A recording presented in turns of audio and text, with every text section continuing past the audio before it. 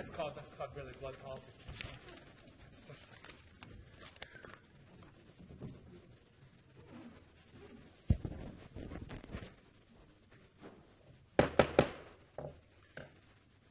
Legislative Day number 14 will now come to order. Please rise for a moment of silent meditation.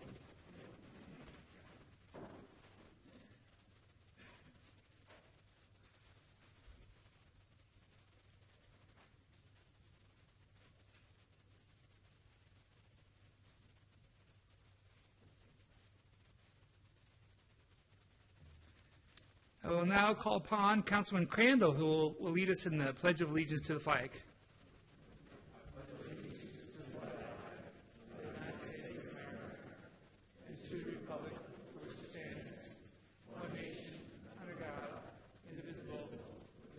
Justice for all.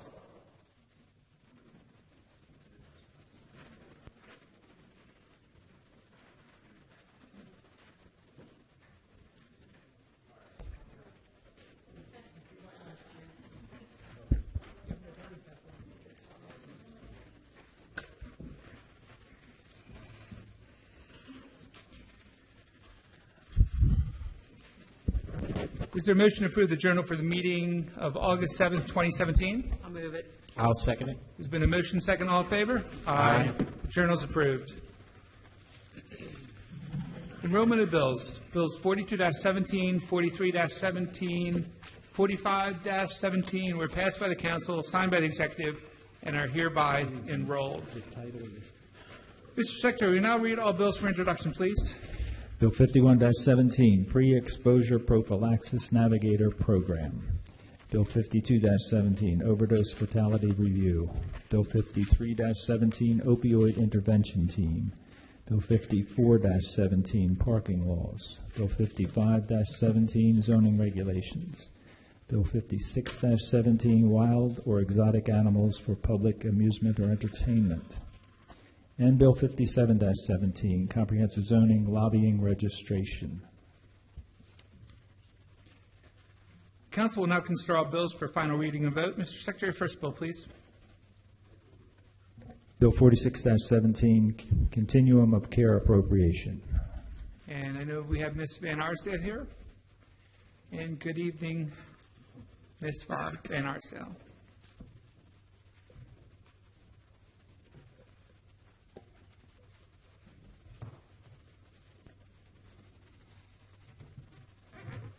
A number of them here, so I'm trying to sort through here. Good evening.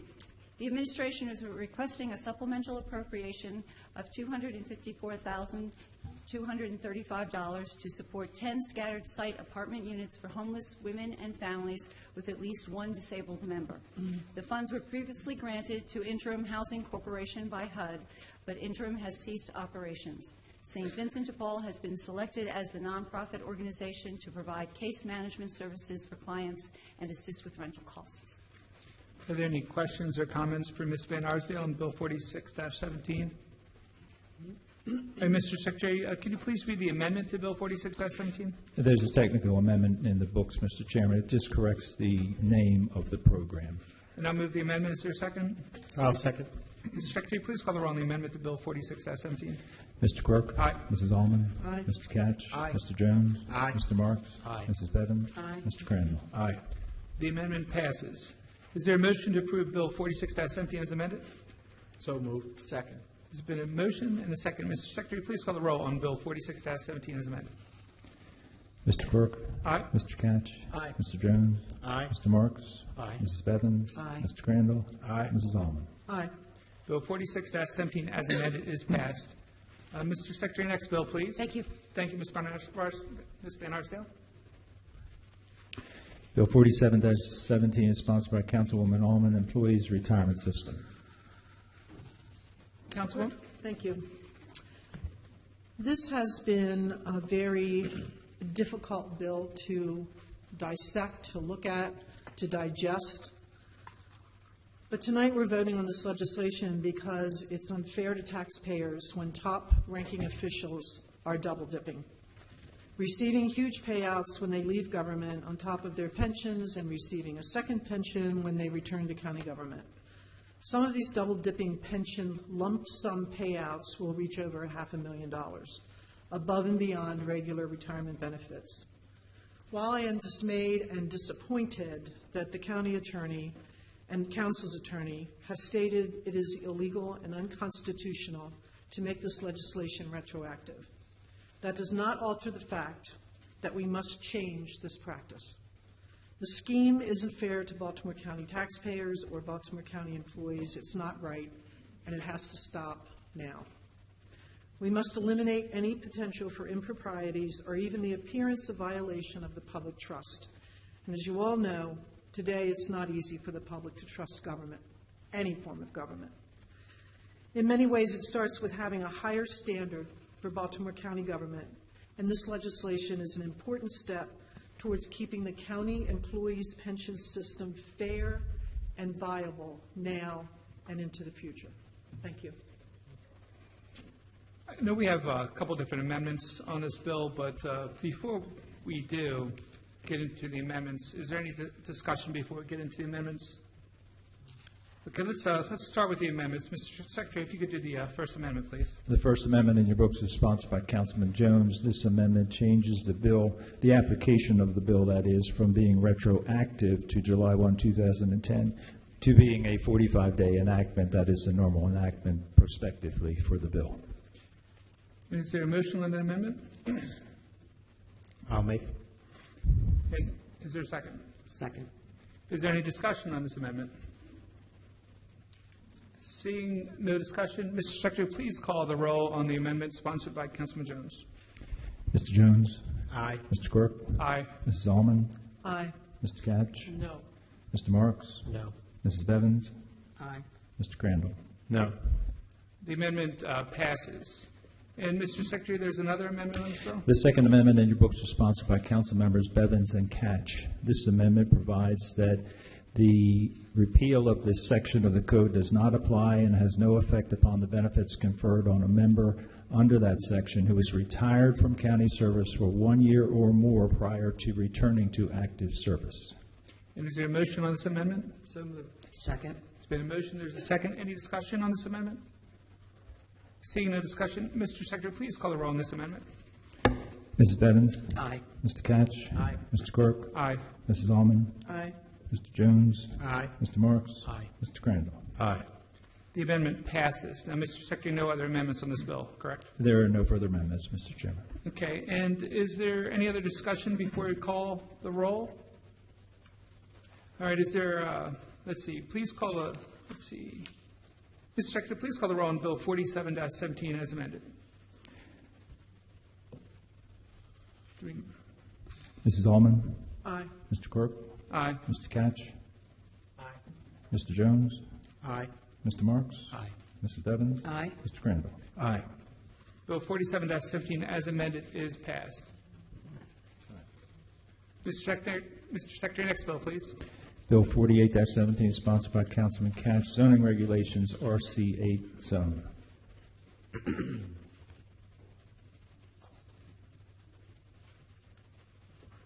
Move the bill, Mr. Chairman. Do you have anything to say on 48-17? Or? What, this deals with the RC8 zoning, and it fills in some gaps that exist in the current law. So I move the bill. All right, any questions or comments from the members? I'll second. Okay. Mr. Secretary, please call the roll on Bill 48-17. Mr. Catch?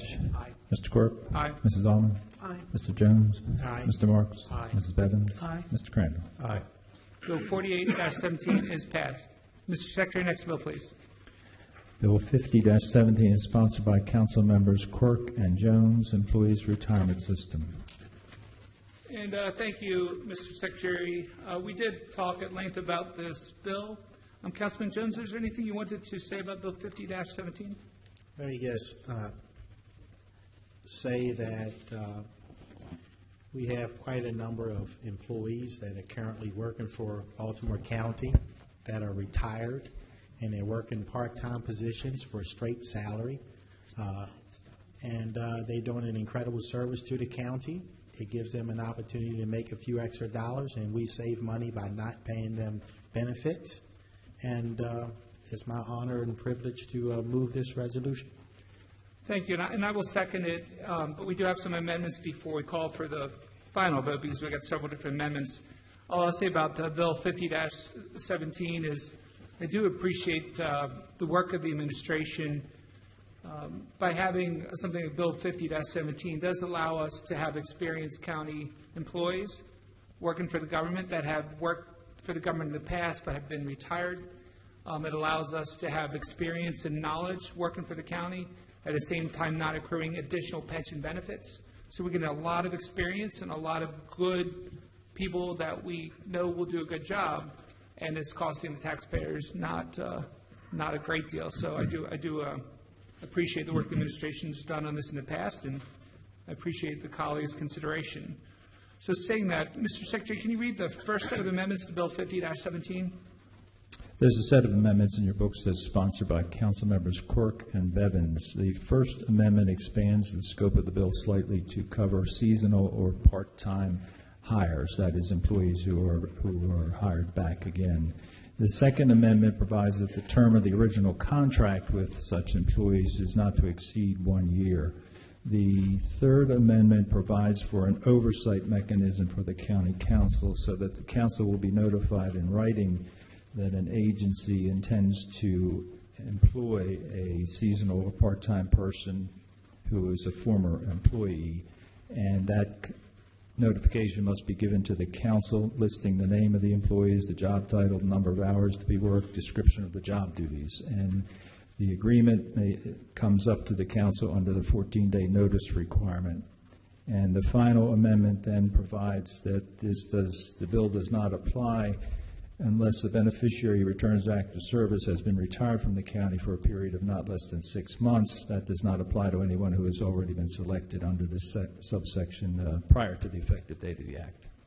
So, Mr. Secretary, there's 4 different amendments. Do we want to break down each, or do we want to vote? Only if the council or the council requests that it be done that way. I read them all as one set of amendments. I move we vote for them all at once. Does any council members want it broken down, or everybody okay with all 4? Good. Everybody good? Yeah, Because good. there's been a motion to vote on all 4 amendments by Councilman Jones. Second. All right, then there's been a second. Any discussion? All right, Mr. Secretary, please call the roll on the 4 amendments. Mr. Quirk? Aye. Mr. Jones? Aye. Mrs. Allman? Aye. Mr. Catch? Aye. Mr. Marks? Aye. Mrs. Bevins? Aye. Mr. Crandall? Aye. The amendments to Bill 50-17 are passed. And now, is there a motion to approve Bill 50-17 as amended? So move. Second.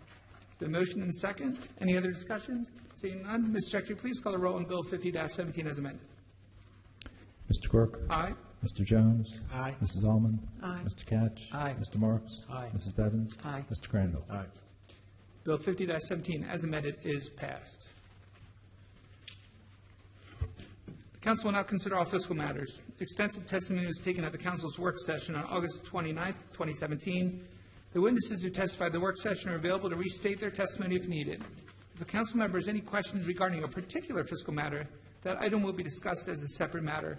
I will now call upon the Secretary to read the cover letter for fiscal matters 1 through 6. Fiscal Matter 1 is a contract with DIW Group Incorporated. Fiscal Matter 2 is a contract with Homeland Security and Management Solutions Incorporated. Fiscal Matter 3 is a contract with PAC Industries Incorporated. Fiscal Matter 4 is a contract with Miller Environmental Group. Fiscal Matter 5 consists of 2 contracts for on-call electrical services. And Fiscal Matter 6 is a contract with Prime Care Medical Incorporated for services at the detention center. And are there any questions or comments from the members on fiscal matters 1 through 6?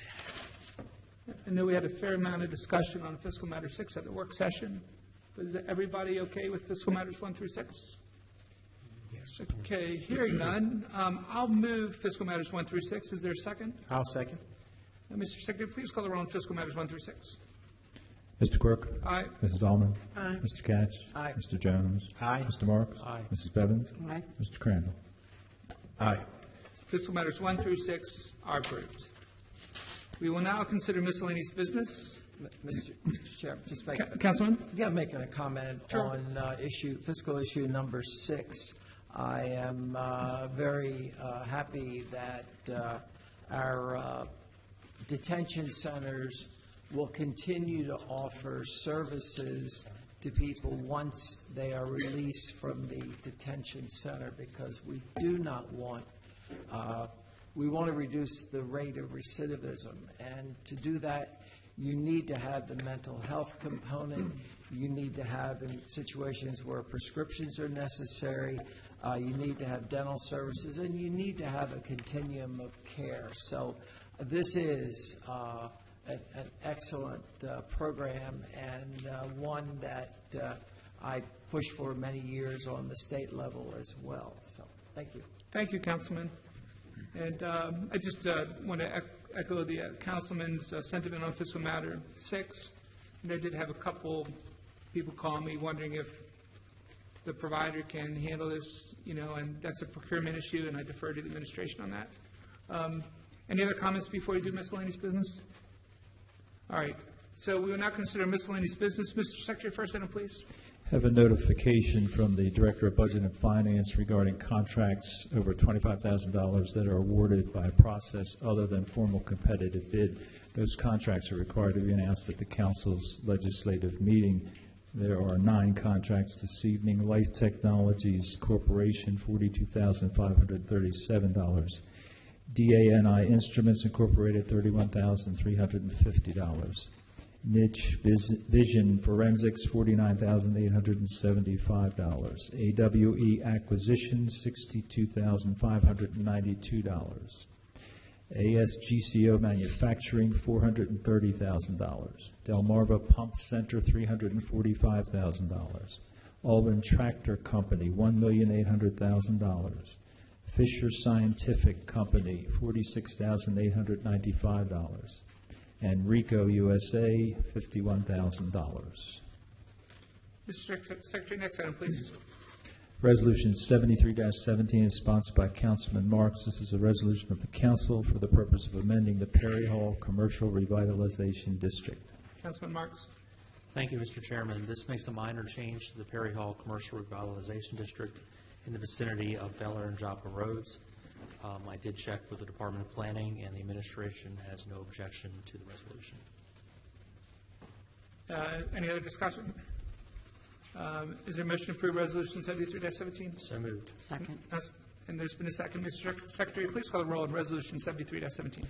Mr. Marks? Aye. Mr. Quirk? Aye. Mrs. Allman? Aye. Mr. Katz? Aye. Mr. Jones? Aye. Mrs. Bevins? Aye. Mr. Crandall? Aye.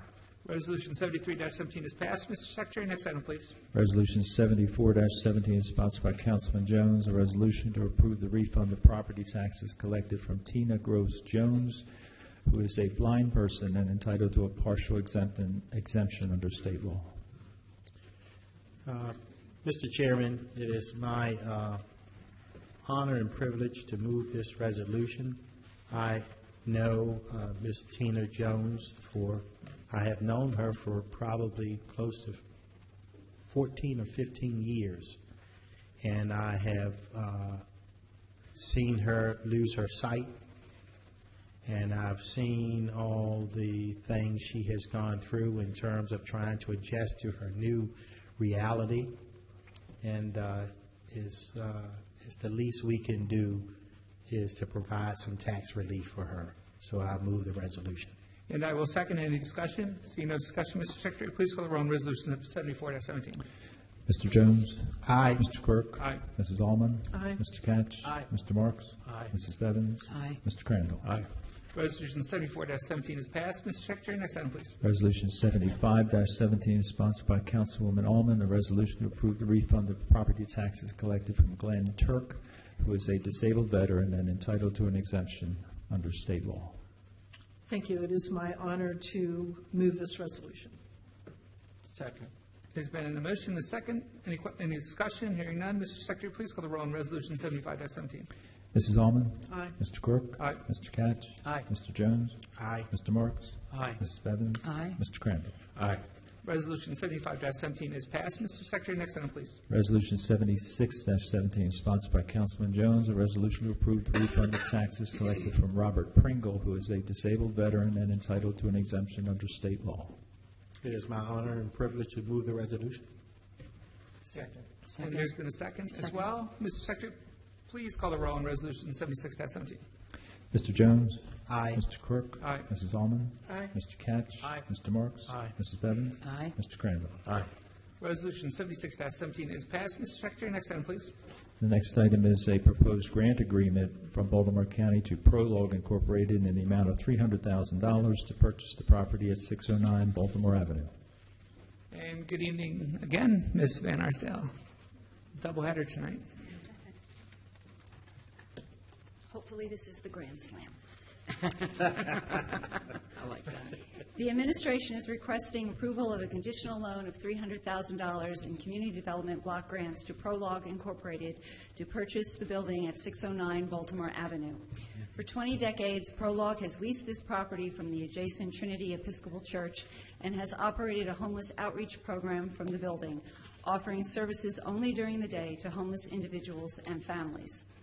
Prolog's outreach program plays a critical role in implementing A Home for All, Baltimore County's 10-year plan to prevent and reduce homelessness.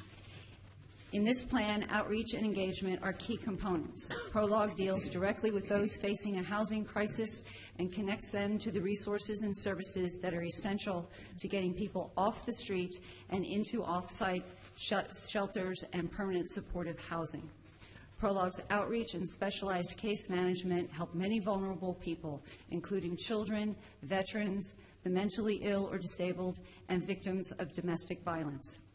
Based on the discussion at last week's work session, Prolog has offered to add restrictions to the grant agreement that preclude the use as a homeless shelter and to prohibit any overnight stays. Other restrictions include installing an exterior sign with contact information, increasing security measures to deter any loitering, and painting the exterior of the building.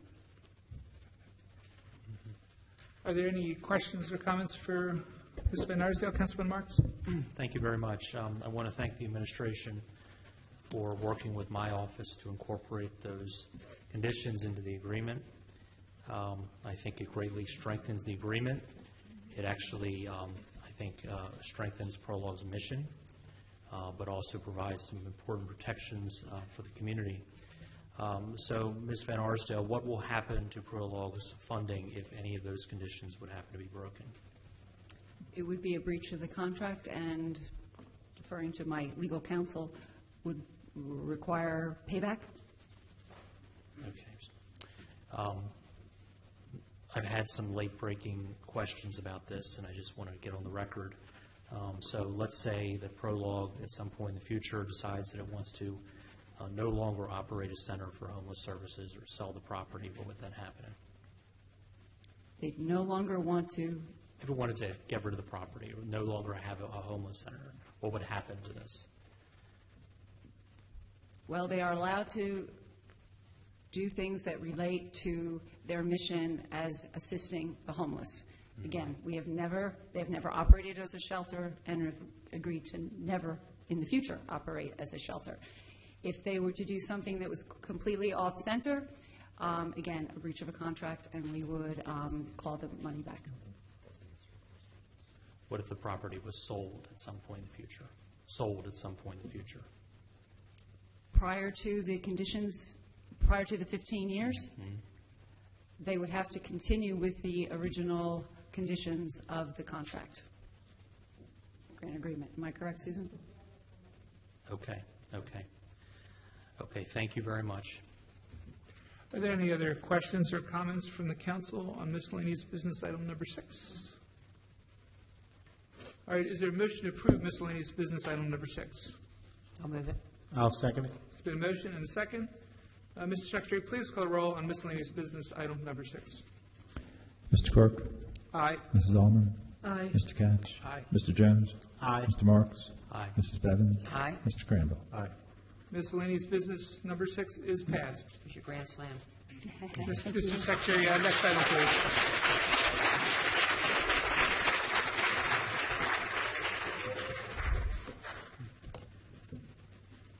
Mr. Secretary, next item, please. Resolution 77-17, sponsored by Councilwoman Bevins, a resolution to approve the refund of property taxes collected from Walter Cancel, who is a disabled veteran and entitled to an exemption under state law. I'm happy to move that. Second. Any discussion? Seeing no discussion, Mr. Secretary, please call the roll on Resolution 77-17. Mrs. Bevins? Aye. Mr. Quirk? Aye. Mrs. Almond? Aye. Mr. Catch? Aye. Mr. Jones? Aye. Mr. Marks? Aye. Mr. Crandall? Aye. Resolution 77-17 is passed. Mr. Secretary, next item, please. Resolution 78-17 is sponsored by Councilman Jones, a resolution to approve the refund of property taxes collected from Arthur Warren, who is a disabled veteran and entitled to that exemption. I'll move the resolution. Second. It's been motioned and second. Any discussion? No discussion. Mr. Secretary, please call the roll on Resolution 78-17. Mr. Jones? Aye. Mr. Quirk? Aye. Mrs. Almond? Aye. Mr. Catch? Aye. Mr. Marks? Aye. Mrs. Bevins? Aye. Mr. Crandall? Aye. Resolution 78-17 is passed. Mr. Secretary, next item, please. Resolution 79-17 is a resolution to authorize the county to accept a donation for the use of the county. This is for introduction only this evening. And Mr. Secretary, is any further business come before the County Council? There is no further business, Mr. Chairman. Is there a motion to adjourn the meeting? So move. Is there, we'll have public comment after we adjourn. Is there a second? I'll second. All in favor? Aye. Aye. Meeting's adjourned. As is customary, anyone who has signed up prior to the meeting with the Secretary is allowed up to 3 minutes to speak. Mr. Secretary, are there any speakers signed up for this evening? There are 5 speakers, Mr. Chairman. Okay, and so what I will do is, again, each speaker is allowed up to 3 minutes. We have 5 speakers tonight. The first speaker is Scott Pappas, followed by Kathy Labuda, followed by Dwayne Davis, followed by Nikki Conley, followed by Lamar Williams. So, Mr. Pappas, up to 3 minutes to speak. Thank you for coming tonight. And when your 3 minutes up, you'll see the buzzer go off. So, thank you for coming. Thank you. Good evening. For the record, I'd like to state that my name is Scott Pappas. I'm the current president of the Fort Howard Community Association. I'm also a board member of the Baltimore County Historic Trust, and I'm also currently, the chairman of the Keeping the Promise for Another 100 Years project. On Saturday, this past Saturday, the Fort Howard Community Association held a United States World War I Centennial Commission endorsed dedication of the newly restored cannon, World War I cannons at Landmark Historic Fort Howard Park. What we intend to do is to create a memorial setting about those 2 guns with a promenade, interpretive signs, landscaping, and a granite monument. What we're doing here today is not seeking money or a grant, but we're only seeking the council's support and advocacy in the event that we should experience opposition from those that may not see merit in our effort to honor our veterans and our national heritage. You've all been supplied a small packet. It's just like I said, if you will, something to sensitize what we're trying to do, describing the project with a listing of the event on the Centennial Commission's website. The state tourism website was also listed there, and although somewhat desiring some greater accuracy, a newspaper account of the event. So I would like to thank and recognize Councilman Crandall braving the remnants of Hurricane Harvey, attending the event, and we were honored with his presence. Thank you for coming, Todd.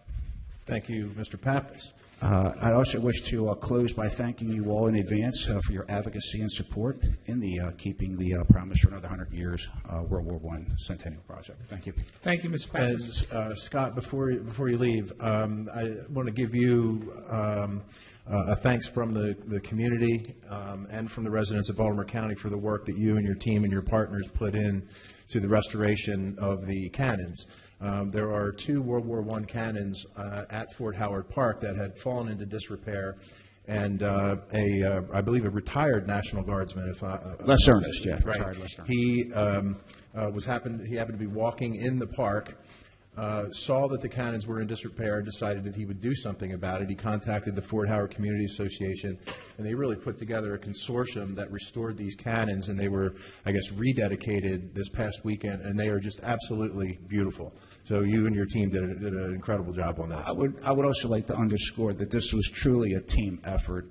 A lot of people like to jump out in the front and say it was me, but I got to tell you. Well, that's my job. Oh, I'm sorry. But you did this, not me. You did this, not me. Good enough then. I'm finished. Is it good? Thank you. Thank you, Mr. Pappas. All right, our next speaker is Kathy Labuda, followed by Dwayne Davis. And good evening. Thank you for coming today.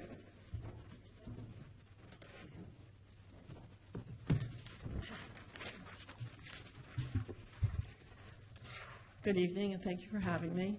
My name is Kathy Labuda. I'm the Secretary-Treasurer of the Fort Howard Community Association. If you haven't gathered by now, you also have a package that was supplied to you. Back in early 2000, the Fort Howard School was raised, at which time Baltimore County put a Veterans Park on the property. They dedicated that property and the monument, the historic Veterans Monument, to our veterans on May 27th, 2006. In the package, you will see a rendering of a concept plan, which is basically, it's phase 2 of the original project. And it is an approved plan by the Baltimore County Department of Planning. There's also 2 pieces of correspondence dating back 2004, 2005, while we were negotiating and talking with Baltimore County, trying to bring this plan to fruition. What we have is another project for which we are looking for your support in the event that we, again, receive any opposition. Our intention is to dedicate and to name the field behind the Fort Howard Veterans Park after a historical event or a person who is meaningful from the area, who is part of the history of the area. And I might add that the residents of Fort Howard contributed $10,000 towards phase 1 of this project and would wholeheartedly support the phase 2 implementation. The dedication service, the fact sheet, everything is in the package, and I just want to say I would really appreciate your support in helping us bring this to fruition. Thank you. Thank you. Thank you, Kathy. All righty. Our next speaker, Dwayne Davis, followed by Nikki Connolly.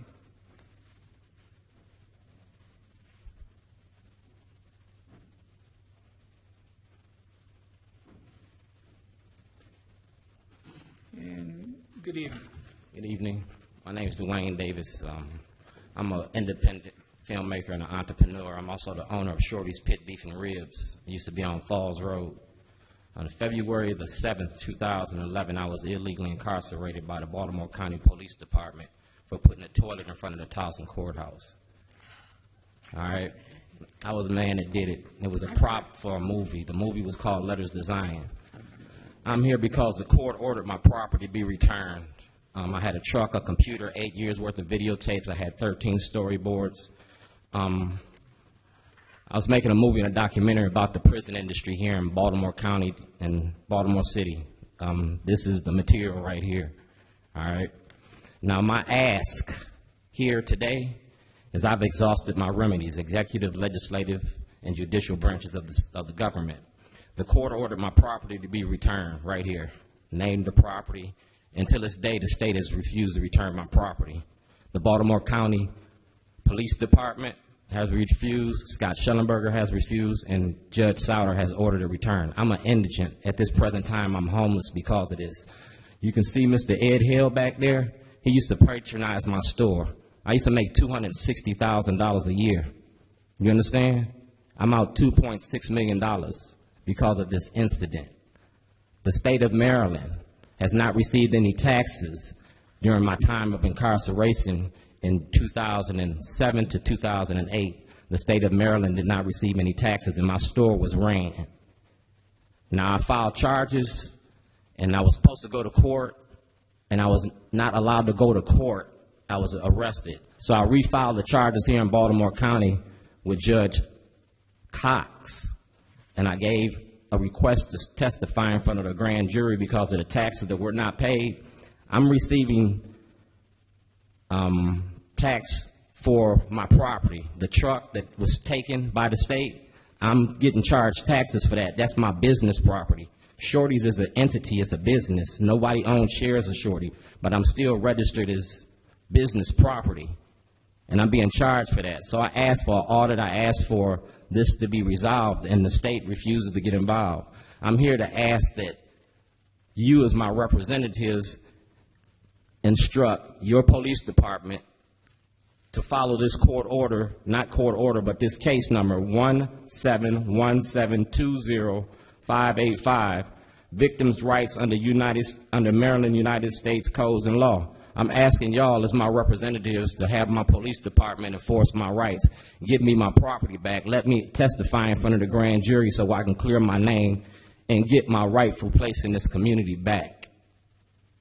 And you got 4 seconds left. Thank you, Mr. Davis. If our next speaker is Nikki Connolly, followed by Lamar Williams. Can I leave you this? You can leave, Mr. Bostwick, do you want to?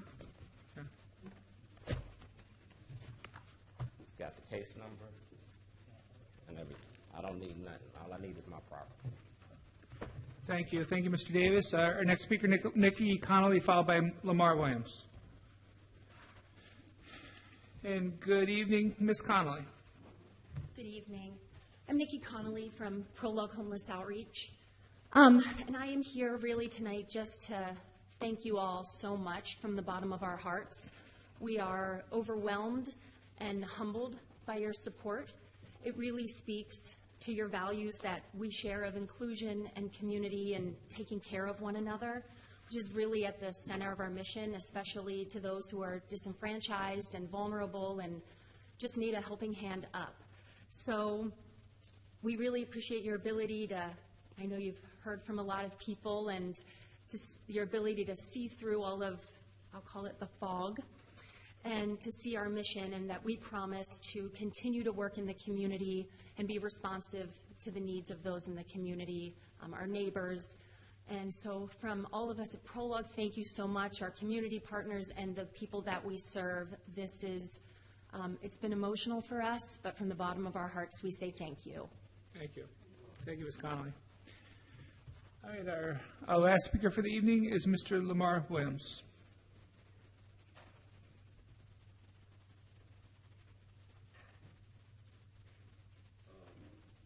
As I stated in my brief, given 3 minutes or 6 minutes? 3 minutes, sir. Okay. And the timer's right up here.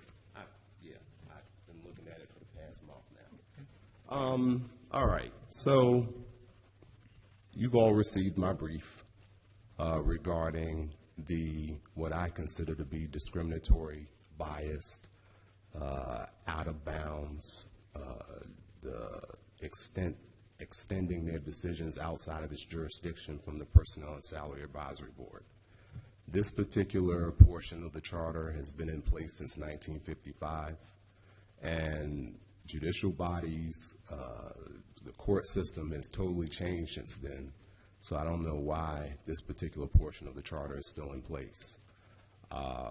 Frankly speaking, if Mr. Gay and other county agents had just merely accommodated my requests and transferred me to Public Works as they, agreed to, I wouldn't have known 80 or 90% of the things that I know now about the particular collusion, the corruption, the unjust, the illegal actions of numerous individuals within the county.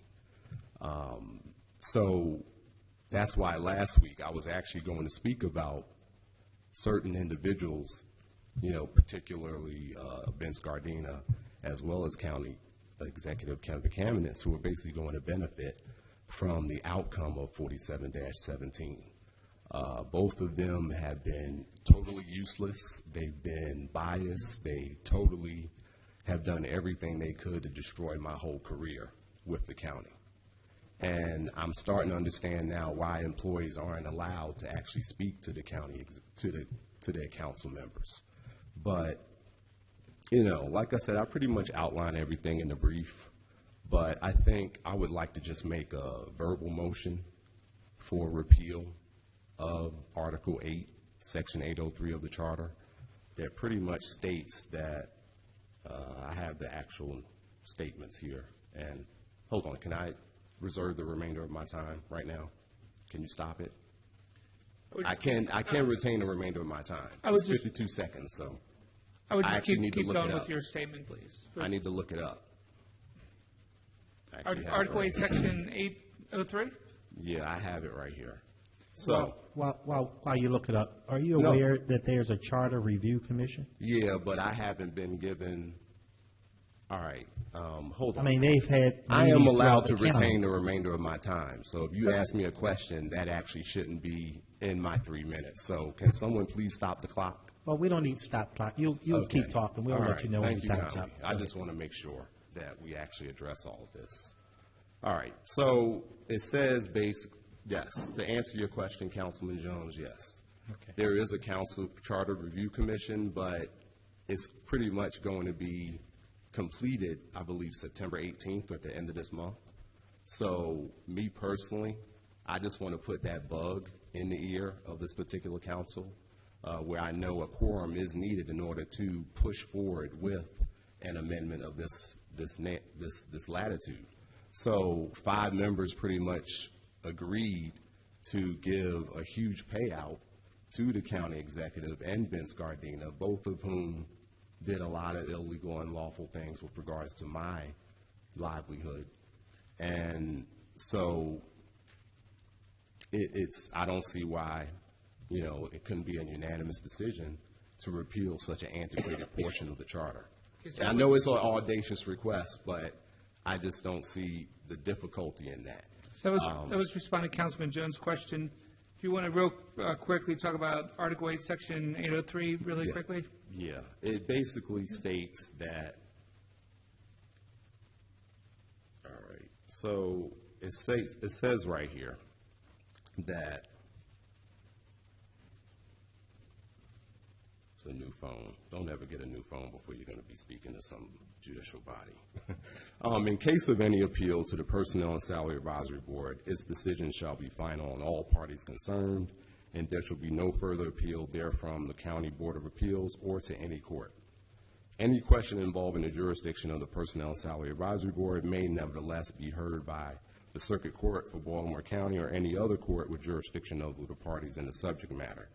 Now, frankly, I have a pending appeal in the Court of Special Appeals in Annapolis, just simply based on how Judge Paul J. Hanley didn't even recognize his jurisdiction under administrative mandamus.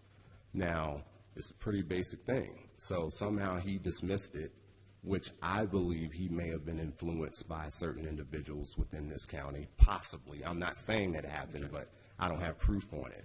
But nevertheless, I'm appealing this to the Court of Special Appeals. I have another case in the U.S. District Court.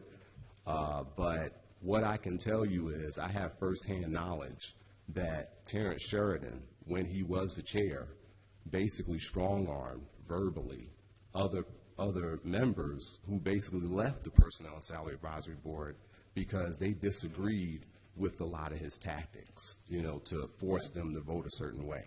So if we would somehow either take away the power of the Personnel and Salary Advisory Board, that's pretty much controlled by Mr. George Gay, Right. Okay. it just would kind of constrain their biased decisions. Right. Now, I definitely understand. If I could ask you to conclude your remarks, but I think we definitely all understand where you're coming from. Okay. All right. I made a verbal motion to at least vote on whether or not you're going to discuss it. No. I don't know. I'm not familiar with the No. Robert Rules of Order, so No, you can't, but we do appreciate your time. Thank you for coming in tonight, sir. no Thank you. questions, no feedback. Any questions or comments? Do you have a question? Just, I'll talk to you after the meeting, Mr. Okay. Anybody else? All right, well, thank you very much for coming in. I appreciate everyone coming in tonight. Thank you all for your time. Please have a safe drive home. Thank you.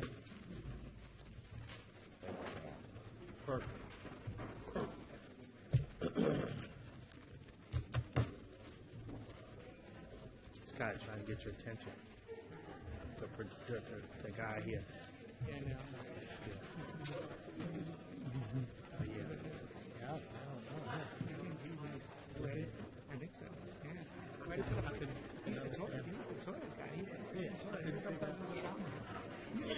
Yeah.